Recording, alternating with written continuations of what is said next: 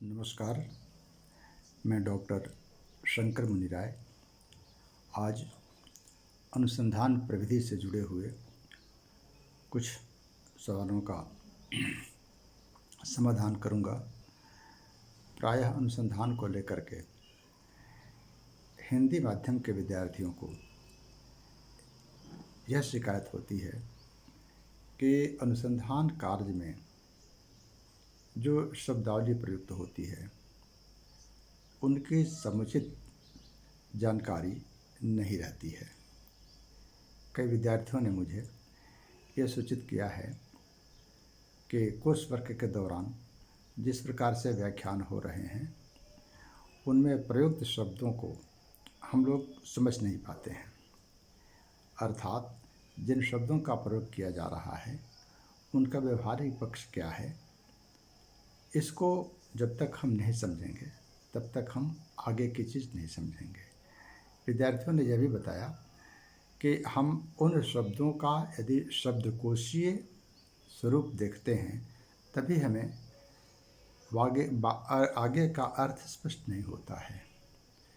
तो इस बात को ध्यान में रख करके आज मैं चर्चा करूँगा कि देखिए, अनुसंधान से जुड़े हुए कुछ पारिभाषिक शब्द हैं।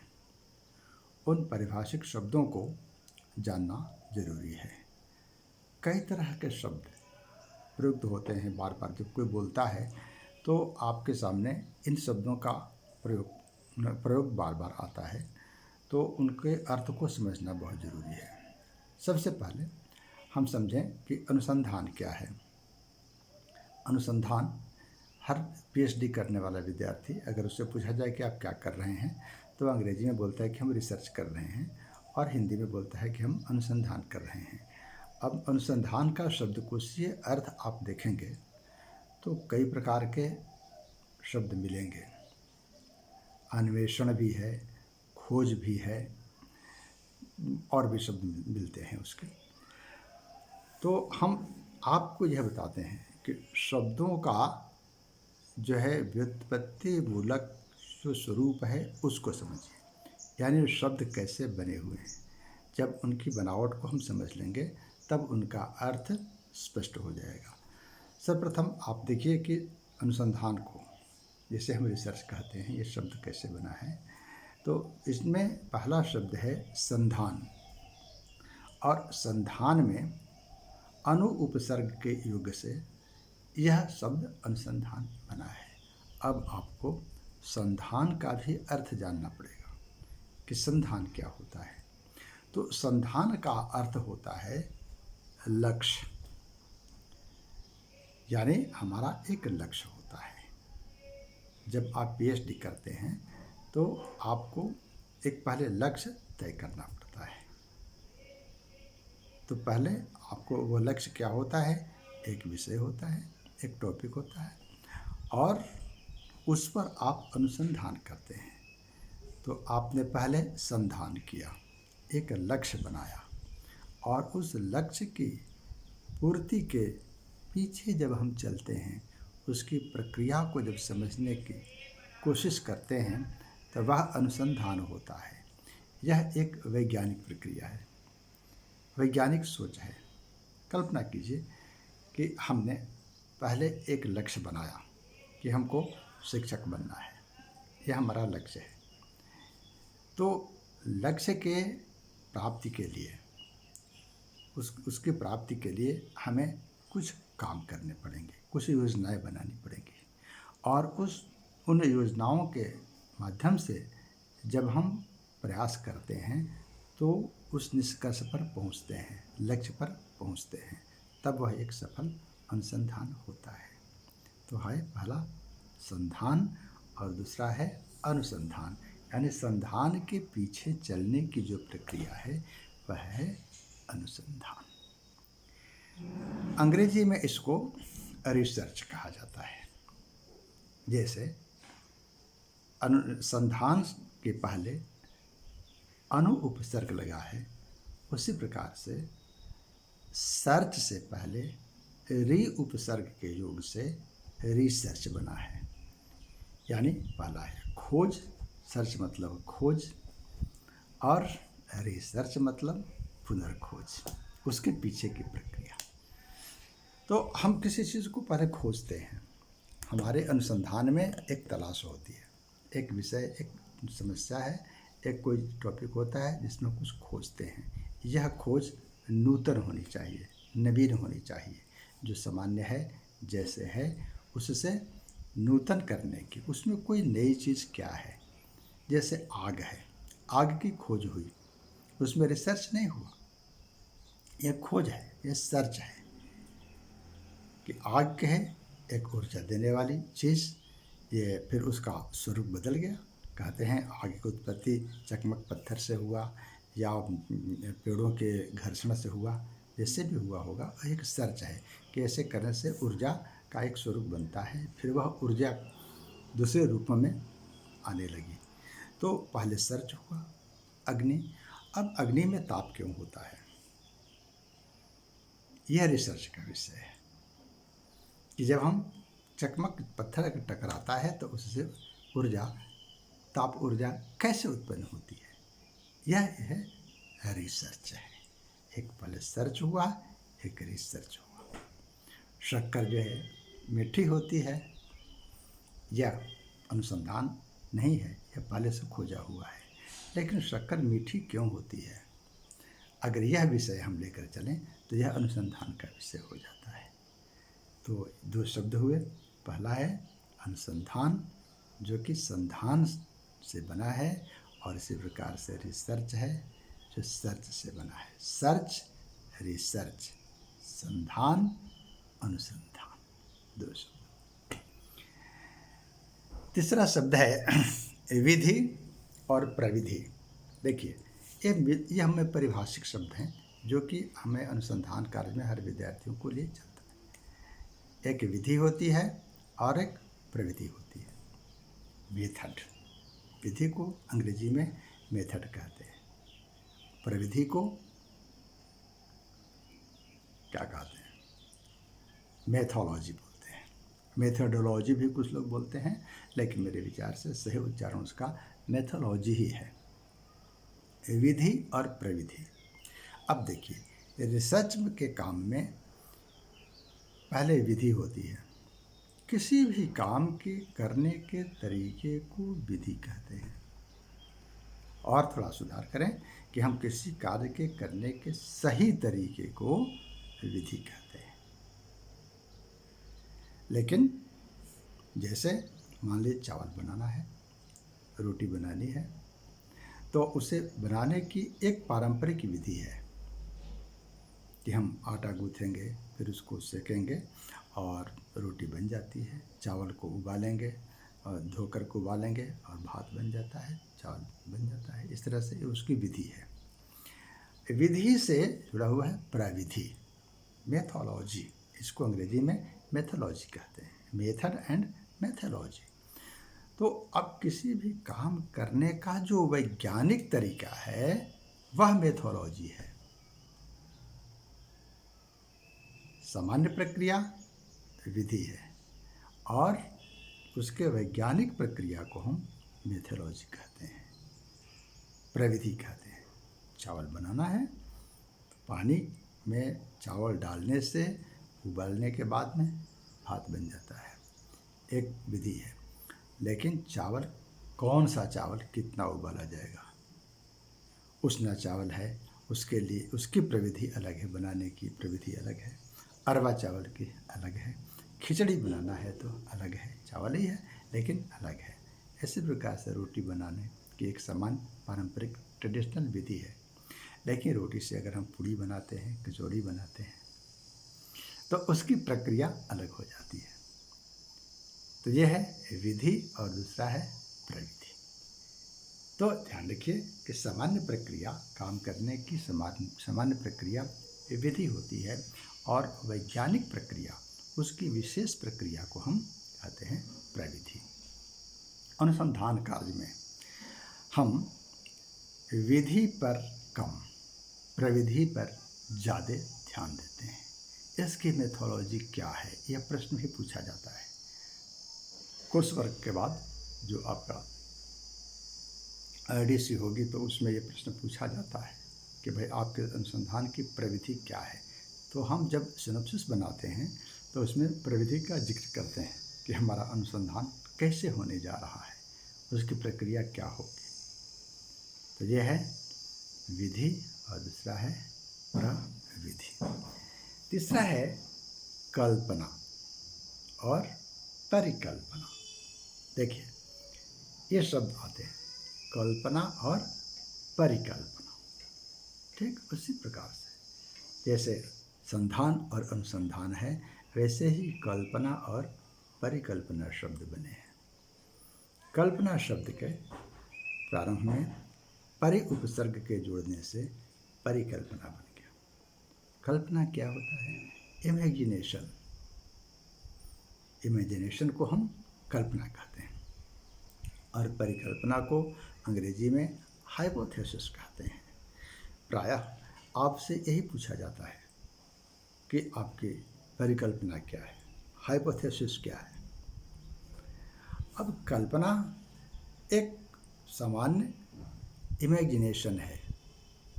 प्रत्येक व्यक्ति के दिमाग में कल्पना शक्ति होती है। एक बच्चा भी कल्पना करता है, युवा भी कल्पना करता है, वृद्ध भी कल्पना करता है।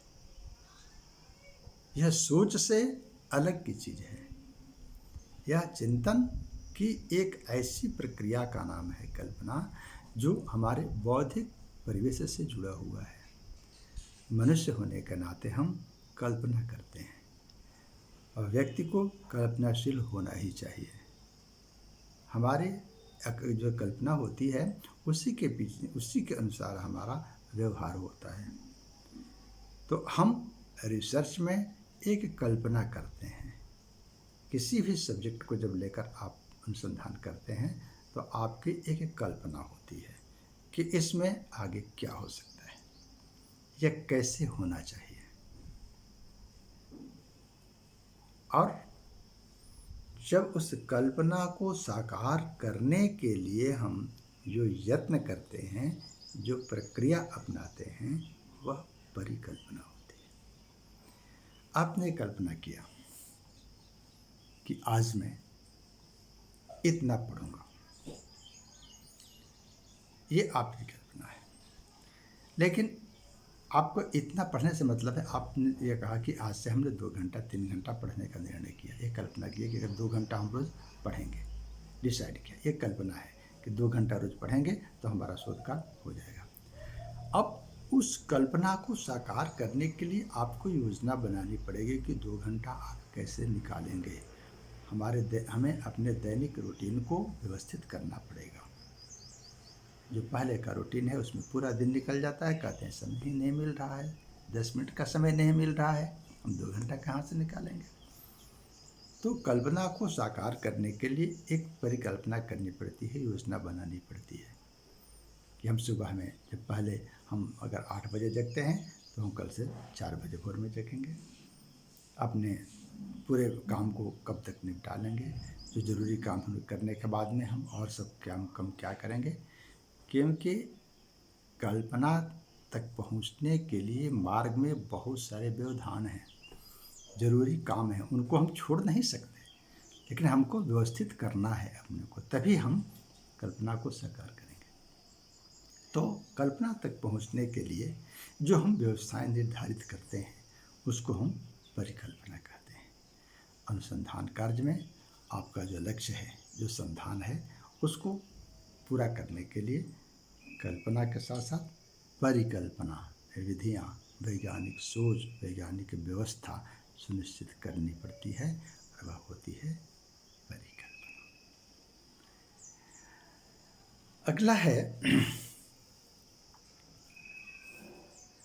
प्राथमिक एवं जो स्रोत होते हैं। स्रोत पूछा जाता है कि आपके अनुसंधान में कुछ स्रोत होते हैं। स्रोत के 2 तरीके हैं, एक प्राथमिक स्रोत और दूसरा होता है गौण स्रोत। जैसे मान लीजिए हम अनुसंधान कर रहे हैं तो अनुसंधान में कुछ सामग्री लगती है। उस सामग्री को जुटाने के लिए हमें प्रयास करने पड़ते हैं। उन प्रयास को सफल बनाने के लिए एक योजना बनानी पड़ती है। और यह दो प्रकार की योजना होती है, एक प्राथमिक और दूसरी जो है गौण योजना, यानी संसाधन जुटाना। इसमें आंकड़े आते हैं, किताब आ जाती है, सामग्री आ जाती है, बहुत सारे किसी भी काम को करने के लिए मटेरियल ज़रूरी है। तो मटेरियल जुटाने के तरीके को ही हम जो है संसाधन या ये स्रोत बोलते हैं, कि हम इस काम को किन स्रोतों से पूरा करेंगे। तो यह जो स्रोत हैं वो दो प्रकार के होते हैं। एक तो होते हैं प्राथमिक मतलब जो आधारभूत हैं, फंडामेंटल है, जैसे स्थायी रूप से ये उपलब्ध होते हैं। जैसे अगर इतिहास का कोई विद्यार्थी है या कोई हिंदी का विद्यार्थी है और ऐतिहासिक पक्ष पर काम करना चाहता है, तो ऐतिहासिक सामग्री तो पहले से विद्यमान है, इतिहास देखना पड़ेगा भाई। धार्मिक स्थल हैं, ऐतिहासिक स्थल हैं, अभिलेख हैं, पुरातात्विक चीज़ें हैं, ग्रंथालय हैं, किताबें हैं, आदि चीज़ें होती हैं। ये प्राथमिक स्रोत हो जाते हैं जहाँ से हम सामग्री जुटाते हैं। कहाँ से हम जुटाएंगे? तो वहाँ से जुटाएंगे। ये जो प्रत्यक्ष दिखते हैं ये प्राथमिक स्रोत होते हैं, ये प्राइमरी सोर्सेज जिन्हें हम कहते हैं अंग्रेजी में, तो ये प्राथमिक स्रोत होते हैं। और दूसरा इनडायरेक्ट होते हैं, गौण होते हैं, यानी जो हैं तो लेकिन दिख नहीं रहे हैं। जैसे अगर कोई व्यक्ति किसी व्यक्ति के जीवन परक विषय पर अनुसंधान करता है, तो इसके प्राथमिक स्रोत क्या हो जाएंगे कि उसका जन्म स्थान कहाँ हुआ है, उनका पैतृक ग्राम कहाँ है, परिवार के लोग कहाँ हैं, उनसे भी हम सामग्री ले सकते हैं, वहाँ जाकर देख सकते हैं, वहाँ का भूगोल क्या है, वहाँ का परिवेश क्या है, वो कहाँ से पढ़े हैं, उनके शिक्षकों से बात कर सकते हैं।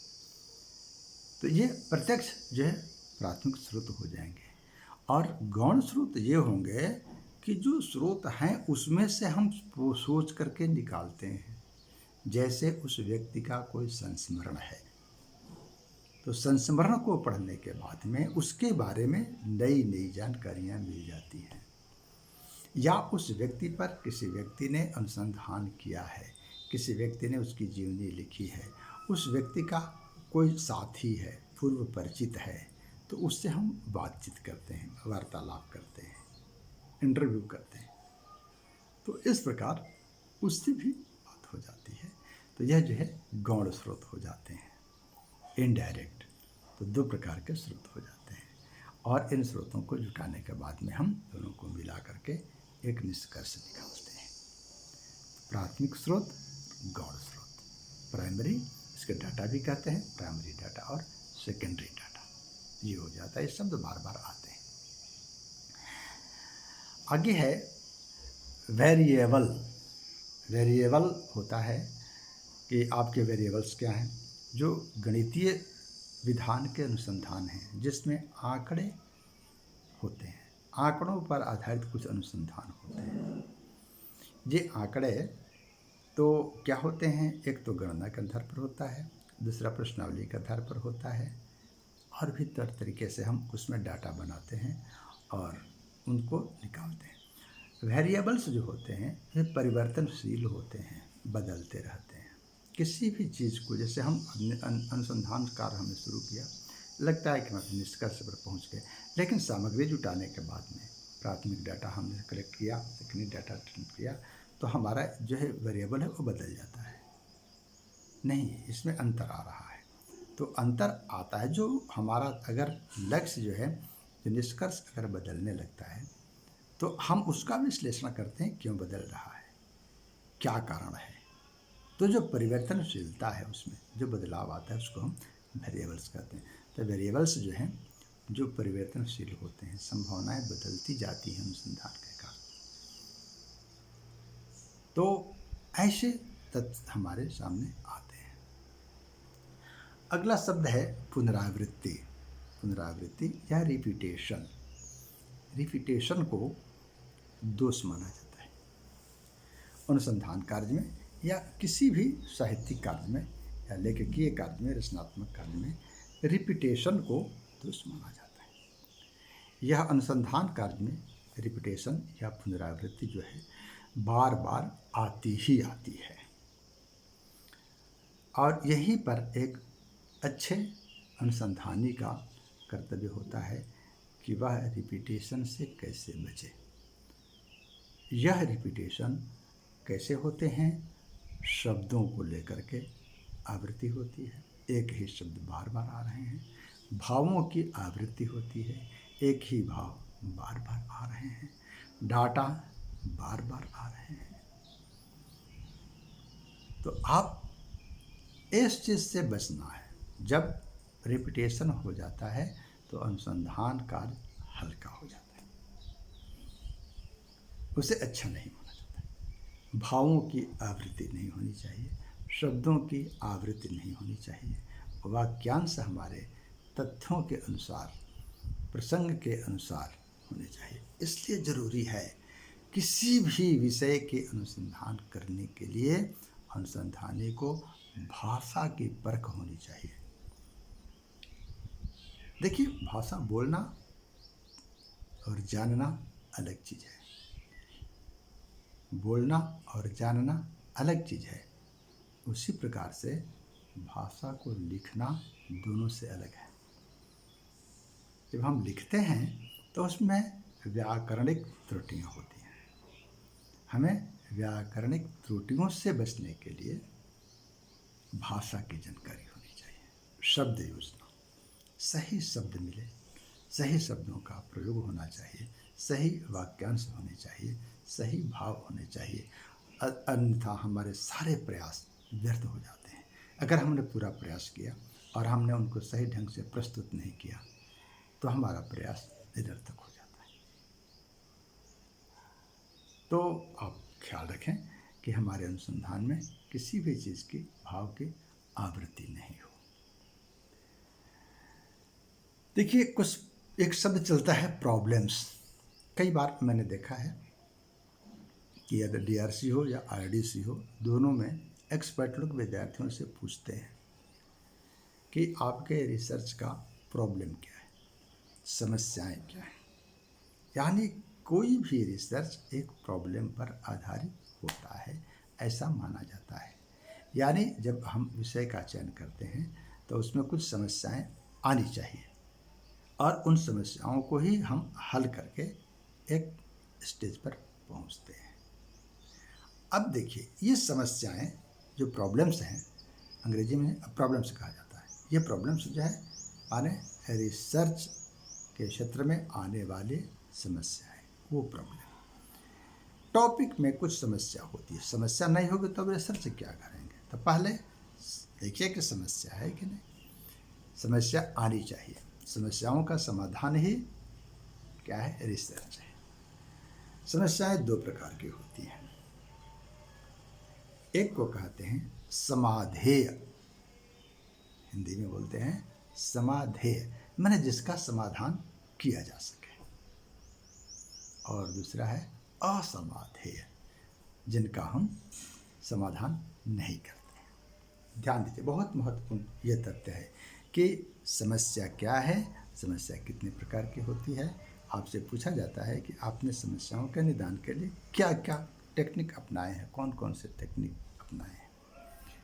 तो अनुसंधान में कोई समस्या है तो आपको दो तरह से देखनी पड़ेगी कि इसमें जो है समाधेय समस्याएं क्या हैं, जिनका समाधान हो सकता है। जैसे मान लीजिए कोई व्यक्ति किसी व्यक्ति के जीवन पर आधारित अनुसंधान कर रहा है, किसी ग्रंथ पर आधारित अनुसंधान कर रहा है, या फिर किसी ऐसे तथ्य पर जो ऐतिहासिक है या भौगोलिक है, सामाजिक है, उस पर भी अनुसंधान कर रहा है। तो उससे जुड़ी हुई कुछ समस्याएं होती हैं, समाधान करने लायक होती हैं, हम समाधान कर सकते हैं उनका। जैसे मान लीजिए किसी के बारे में अगर नहीं मालूम है कि इनका जन्म कब हुआ था या जन्म को लेकर के विवाद है। कई बार होता है कृष्णकारों के जन्म दो दिखाई पड़ते हैं। तो दो दिखाई पड़ते हैं तो सही तो कोई एक ही होगा। तो ये यह समाधेय समस्या है, यानी इसका समाधान किया जा सकता है। अनुसंधानी को, रिसर्चर को इसको ढूंढना पड़ेगा और ढूंढना ही चाहिए। अब आपने सीधे ये कह दिया कि हाँ इनके जन्म के किसी लोग ये कहते हैं कि इस तारीख को हुआ था और किसी ने कहा कि इस तारीख को हुआ था, तो ये अनुसंधान नहीं है, ये अनुसंधान नहीं है। आपको इसका समाधान ढूंढना है, इसका समाधान करना पड़ेगा। अब आप कैसे समाधान ढूंढेंगे? आप उस व्यक्ति के घर में जाइए, परिवार में जाइए और लोगों से पूछिए। उदाहरण के लिए हमारा एक विद्यार्थी जब अनुसंधान कर रहा था जयशंकर प्रसाद पर, तो मैंने उनको ज़बरदस्ती बनारस भेजा, जबकि वह जाने के लिए तैयार नहीं था। मैंने कहा कि जब तक आप जयशंकर प्रसाद के गृहनगर में नहीं जाएंगे तब तक आपका अनुसंधान पूरा नहीं माना जाएगा। और वहाँ जाने के बाद उन्होंने बताया, मिलने के बाद में बताया, तथ्य लेकर आया कि सर हमारी पहले की सारी धारणा बदल गई और जो भी हम लोगों ने पढ़ा है, देखा है, उससे अलग जो है हमारी धारणा बनी है। और ये चीज़ें हमको वहाँ से प्रत्यक्ष मिली हैं जो किताबों में नहीं है, या लिखी भी है तो इनके कोई प्रमाण नहीं है। तो इसका समाधान हो सकता है। तो ऐसे बिंदु को जो आपके रिसर्च में जिनका समाधान हो सकता है, उन समस्याओं को समाधेय समस्याएं कहते हैं। कुछ होते हैं असमाधेय, जिनका समाधान नहीं किया जा सकता है। नहीं किया जा सकता है का मतलब यह है कि हम प्रयास तो करेंगे, लेकिन उनके निष्कर्ष तक पहुंचना जटिल है। जैसे मान लीजिए, उदाहरण के ध्यान से सुनिएगा, जैसे मान लीजिए कोई व्यक्ति यह कहता है, कोई व्यापारी है, कोई व्यक्ति है, कोई किसान है, बहुत मेहनत करता है। ले लीजिए प्रेमचंद के उपन्यास गोदान का जो पात्र है होरी, लोग कहते हैं कि जो मेहनत करता है वो आगे बढ़ता है। ये रिसर्च का विषय है, क्या जो मेहनत करता है वो आगे बढ़ता है? इस पर रिसर्च कीजिए। होरी को देखिए, जीवन भर मेहनत ही करते रहा व्यक्ति, जीवन भर मेहनत करते रहा, लेकिन वह उसकी आर्थिक स्थिति कभी आगे नहीं बढ़ी। आर्थिक जीवन में कोई सुधार नहीं हुआ, बल्कि वह एक छोटा किसान था, छोटे किसान से मजदूर बन गया। अब इसका कारण क्या हो सकता है? अब इसको कुछ लोग कहते हैं या लिखा गया है कि दुर्भाग्य का मारा है, बेचारा पूर्व जन्म का संस्कार है, पूर्व जन्म का फल, कर्मों का फल भोग रहा है। तो अगर यह पूर्व जन्म का फल है तो हम इसका समाधान नहीं कर सकते हैं, इस समस्या का समाधान हम नहीं कर सकते। जो भाग्य पर आधारित है, विश्वासों पर आधारित है, ये समस्याएं असमाधेय हैं। तो ऐसी जो समस्याएं आती हैं उन्हें हम असमाधेय समस्या कहते हैं। दो तरह की समस्या, एक होगी समाधेय जिनका समाधान किया जा सकता है, दूसरा असमाधेय जिनका समाधान नहीं किया जा सकता है, लेकिन रिसर्च में इसका उल्लेख वैज्ञानिक तरीके से करना पड़ता है। कुछ शब्द आते हैं, साइटेशन, एक शब्द है साइटेशन, बार बार ये कहा जाता है, साइटेशन साइटेशन साइटेशन। क्या होता है भाई साइटेशन? बहुत पॉपुलर शब्द है। देखिए, मैं जिन शब्दों का प्रयोग यहाँ पर कर रहा हूँ ये अनुसंधान से जुड़े हुए पारिभाषिक शब्द हैं। इनका प्रयोग हमेशा किया जाता है, बार बार होता है। और बहुत दुख तो ये होता है कि हिंदी का विद्यार्थी, हिंदी का प्राध्यापक भी जब अनुसंधान प्रविधि पढ़ाता है तो साइटेशन ही बोलता है। साइटेशन को लेकर लंबे व्याख्यान दे दिए, विद्यार्थी समझ नहीं पाते हैं, जबकि सहज है। साइटेशन मतलब होता है किसी चीज़ का उल्लेख करना। जब हम उद्धरण देते हैं, किसी चीज़ का उल्लेख करते हैं, तो उसका साइटेशन कहते हैं। साइटेशन का एक वैज्ञानिक तरीका है कि हम उद्धरण कैसे देते हैं। अनुसंधान में, क्योंकि सारी चीज़ें हमारे इसी पर आधारित होती हैं, साइटेशन पर ही। हम तथ्यों को लेते हैं और उनको हम उद्धृत करते हैं, ये चीज़ हमने यहाँ से लिया, ये चीज़ हमने यहाँ से लिया। तो उनका एक तरीका है कि हम उसको उद्धृत करें। जब उद्धृत करते हैं तो उनको हम डबल इन्वर्टेड कॉमा में या उनके जो हम कहते हैं दोहरे उद्धरण चिन्ह में के अंदर लिखते हैं। जस के तस अगर हम उस व्यक्ति के कथन को लाते हैं तो उनका तरीका है कि हम डबल इन्वर्टेड कॉमा में लिखते हैं। स्रोत का भी जिक्र करते हैं कि ये कथन हमने कहाँ से लिया है, किस किताब से लिया है, किस पत्रिका से लिया है, और जो सोर्स है वहाँ से लिखा है, वो किताब कब की प्रकाशित है, वो चीज़ें कहाँ की हैं, उनका एक प्रॉपर तरीका है जो हम उस पर हम चर्चा बाद में करेंगे। तो साइटेशन मीन्स क्या होता है? उद्धरण। प्रकाशन से संबंधित दो शब्द आपको और जानना है। ISS नंबर, ये कहा जाता है कि आप जब भी पत्रिकाओं आपका शोध जो है किसी ISS पत्रिका में छपा होना चाहिए। अनुसंधान से पहले यानी कोर्स वर्क पूरा करते करते यह जरूरी है कि आपके कुछ पत्र में मतलब शोध पत्र, ध्यान रखिए शोध पत्र अलग होता है, रिसर्च पेपर अलग होता है और रिसर्च थीसिस अलग होती है। तो दो रिसर्च पेपर आपके प्रकाशित होने चाहिए और ये प्रकाशन ISSN युक्त पत्रिका में होनी चाहिए। अब तो यह भी कह दिया गया कि UGC द्वारा मान्य पत्रिका में प्रकाशन होना चाहिए। ISS नंबर क्या होता है? पत्रिकाओं का एक अंतर्राष्ट्रीय सीरीज है, इंटरनेशनल स्टैंडर्ड सीरीज नंबर होता है। इंटरनेशनल स्टैंडर्ड सीरीज या सीरियल नंबर, ये पत्रिकाओं का नंबर होता है, प्रत्येक पत्रिका के ऊपर में लिखा होता है। तो उसको ध्यान में रखकर जब आप कोई रिसर्च पेपर प्रकाशन के लिए भेजते हैं किसी पत्रिका में, तो देखिए कि उसमें ISS नंबर प्राप्त है कि नहीं। बहुत सारी पत्रिकाओं को यह नंबर नहीं प्राप्त है, लोकल स्थानीय हुआ करती हैं और उनमें भी चीज़ें प्रकाशित होती हैं। ISBN ये भी होता है, ISBN ये पुस्तकों का नंबर है। इंटरनेशनल स्टैंडर्ड बुक नंबर होता है,